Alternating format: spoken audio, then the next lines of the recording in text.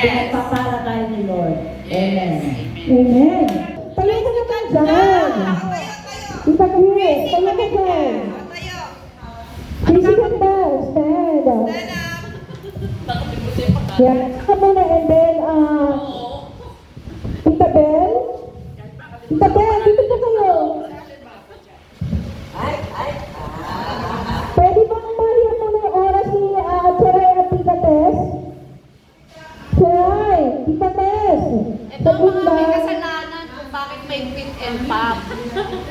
Oo, kasi sila talaga yung naka-assign sa food.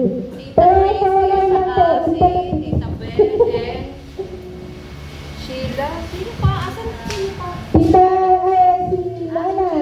Nanay? Ito ang mga may kasalanan kung bakit may fit and pop. The best fit and pop. Kaya ko pag ganito. Ano? Kaya ko pag ganito. Nanay.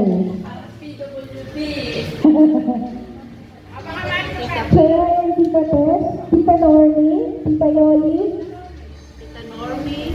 and of course, hindi siyempre, tinayo namin yung grupo, kumuha kami ng instructor, andito si Guro, para 1 year, todo suporta, maraming salamat. And of course, siyempre hindi may ligtas. First muna kay Tita Chris.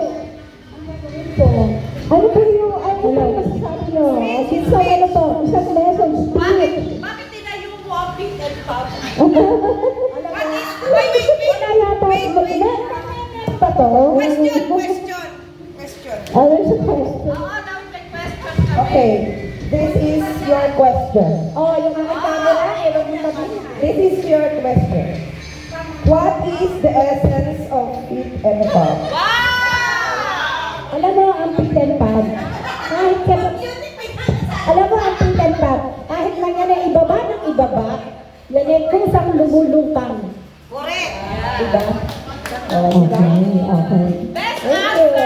Good answer. Tita Bell.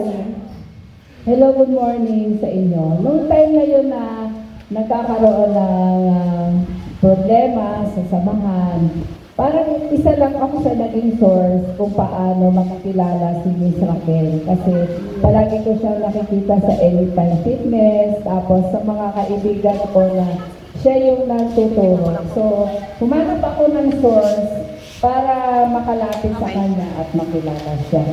And of course, yes, aba. And of course, Wala si Tita Vilma. yes po, Saka si Tita Wilma. may person po na nagpakilala sa amin kay Ma'am Raquel ay si Tita Vilma. Yes po. Actually, in-invite ko siya, I sent her an invitation. Kaya lang death anniversary ng kanyang husband. So, hindi siya makapunta. Isa rin po sa nagtatag ng Tita Pab na wala po dito ngayon ay si Tita Ellie. Okay, Tita Lani. A message for Tita Pab. Good morning.